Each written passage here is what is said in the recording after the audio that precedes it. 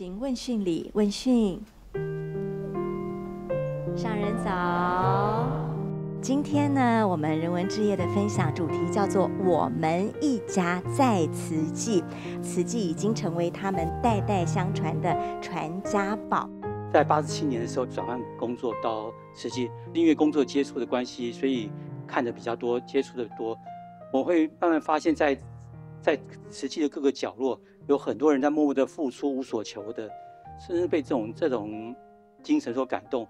所以后来我们受证之后，就继续参加了很多的志工服务，给我触动很深的，就是像社区关怀。我真的不知道说，在我的身边，就是在台北首善之区，竟有人可以这样卑微的活着，这些都是让我觉得见苦知福。我还知道我自己生活这么好的这个幸福的地方。所以后来我积极希望导引我的家人也一起加入到这个福地。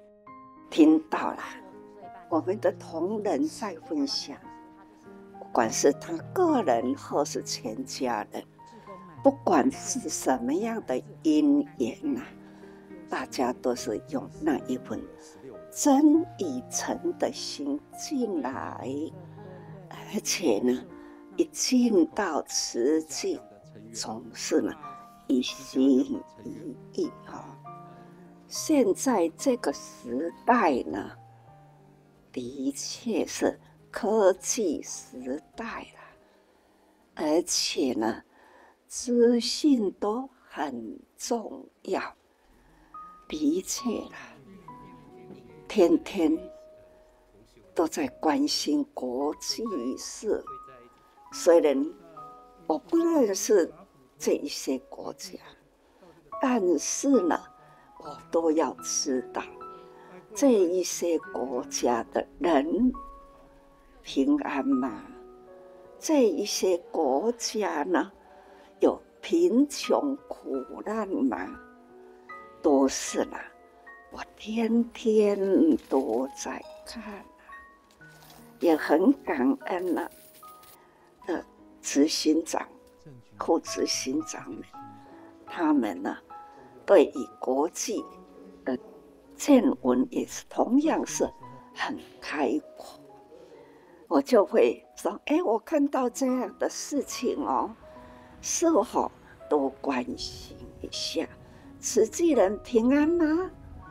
而且呢，慈济人在当地能做什么吗？这都是呢，天天的挂心，也是天天呢要说的话。的确看见，实在是很担心，不过呢，也是安心。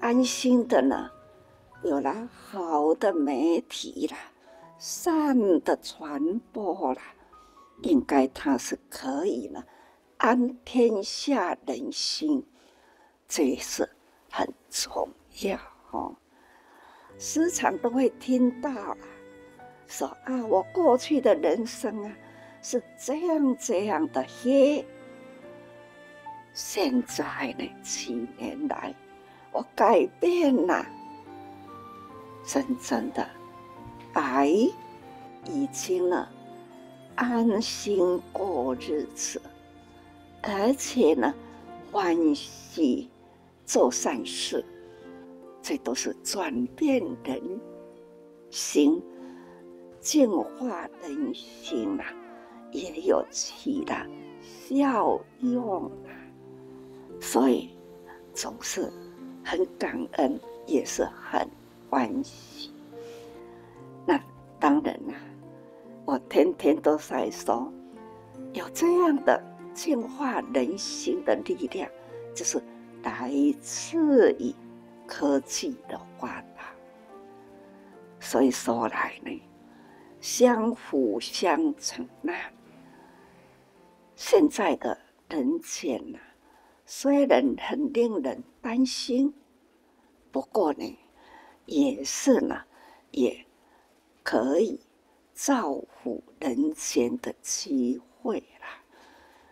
更感恩的是慈济跟大家有缘，有缘人同心志愿，就如慈善事业，它可以呢，哪里有苦哪里去做帮助，拔除苦难的事哦。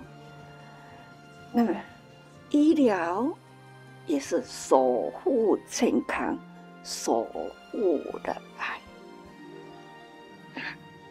还有教育啊，教育呢也做得不错啊。当然哦，这都需要人与人之间要有共同的心愿，才能真正的把力量呢汇合。所以合力真重要，协力和合，合心和气，这很重要。每一个地区啦，也都会有贫病孤老等等。那一个地区的慈济人，他们啊，就要来负责关心啊，或者是呢，去抚慰他。有的孤老啦，或者是有病有苦，子女呢无法回来，总是慈济人啊，都会很亲切的去接近他。同样叫的阿公阿嬷，那种阿公阿嬷或是爸爸妈妈，不是口头上叫的，他们真正的老者都是我的父母，这种观念，所以他们用很真诚。我天天来到这里的，总是呢真诚。慈济人要很真，还要很诚意善的要真啊，待人呢要诚啊，所以人人和心啊，这个社会呢就会很祥和。台湾在1年多前决定说，在大型语言模型兴起之后，台湾也需要有一个以台湾自己文化背景、语言社会风俗习惯为资料的大型语言模型。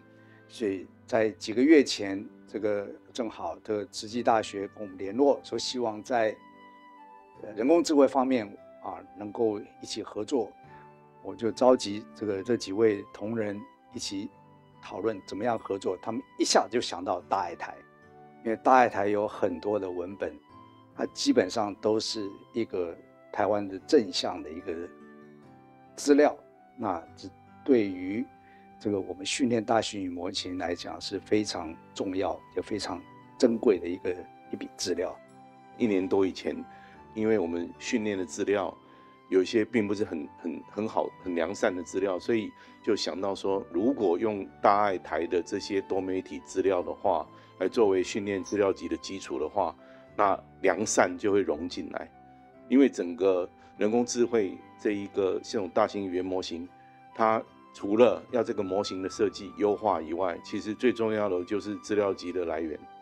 那大爱台提供的多媒体的资料，不仅有文字、声音，以及影像，以及视讯各种资料，所以我们就不怕说资料集里面的内容会有污染。看到了慈济的善法，可以呢不断传出去，我很感恩。那当然啦，这个世间要那么美好啦，总是呢需要有更好的话。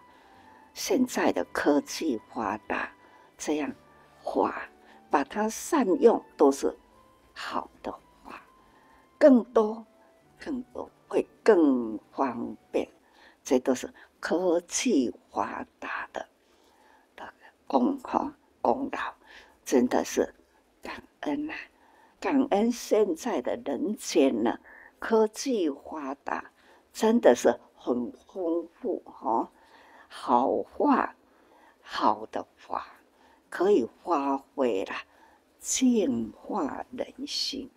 普天之下，世界很大，可是呢，只要我们有心呢，要弘法利生。弘法就是个好的法，把它普遍，就如各位教授演讲，只要有心，好的方法要给大家知道，那也都是要把它简单化啊，这就是最有用的法，真的是很期待好的法、善的法普及人间。